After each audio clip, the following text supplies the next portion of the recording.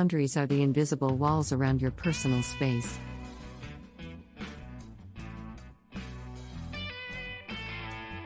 They help you maintain a sense of yourself and prevent others from taking advantage of you.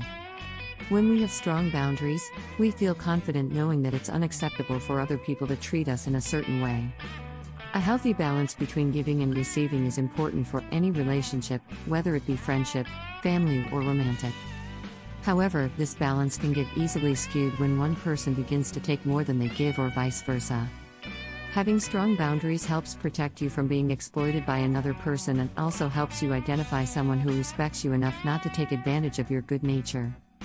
If you find that your relationships are unbalanced with either too much give or take on your part, read on to learn how to set boundaries so that everyone involved comes out ahead. What are boundaries? A boundary is a limit that you set for yourself. It helps you define who you are as an individual and what is, and isn't, acceptable when it comes to your relationships. Boundaries can be physical, emotional, and/or mental. Physical boundaries are self-explanatory. They're the walls that keep other people's hands off you and prevent you from touching others in inappropriate ways. In terms of mental boundaries, it's about being able to recognize when someone crosses the line into your private thoughts or feelings and knowing how to get them out of there. Emotional boundaries are the hardest to define. They are the line between your feelings and those of others that helps you to distinguish between what you need and what someone else needs from you. A good way to think about this is a scale of 1 to 10. With 1 being the lowest level of feeling and 10 being the highest. You want to try and keep your emotions at a level 10. Because if you are a level 1 or 2, that means you are focusing too much on the other person and not yourself. How to set boundaries? When you're ready to set boundaries, you have to first examine yourself and decide what you're comfortable with. Once you know that, you then have to communicate your boundaries to the other people in your life. Write it down. This should be your first step because it will help you to identify what your boundaries are by writing them down. You can do this in a journal or on a piece of paper. You can also use visual journaling to help you to really understand what these boundaries are. Identify the issue.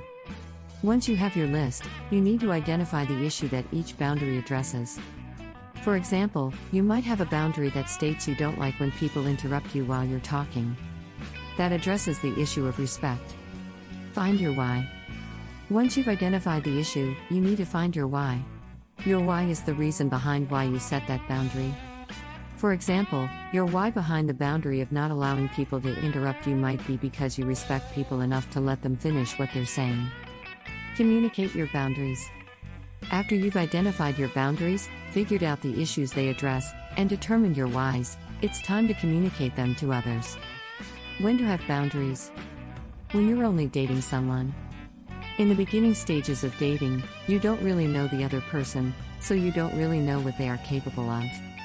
Having boundaries will help protect you from getting involved in a relationship that could become dangerous. When you're entering a new relationship.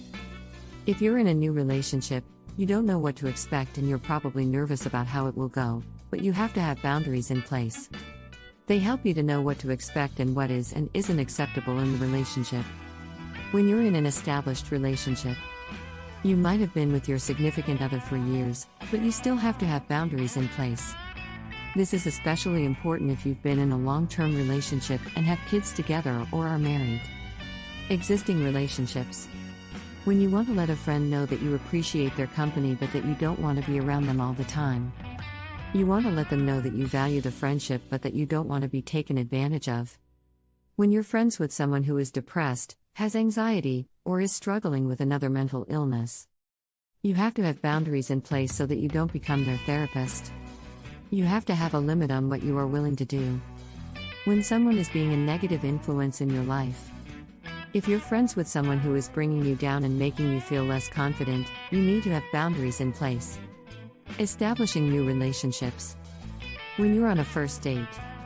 You want to set boundaries in the beginning stages of a new relationship because you want to protect yourself from getting involved in something that could be dangerous. When you're dating someone. You want to set boundaries in the beginning stages of a new relationship because you want to protect yourself from getting involved in something that could be dangerous. When you have a new friend. You want to set boundaries in the beginning stages of a new relationship because you want to protect yourself from getting involved in something that could be dangerous. Conclusion. We all need to have boundaries in place to protect ourselves from getting involved in something that could be dangerous. It's important to know what your boundaries are so that you can enforce them with others. They help you to know what is and isn't acceptable in your relationships.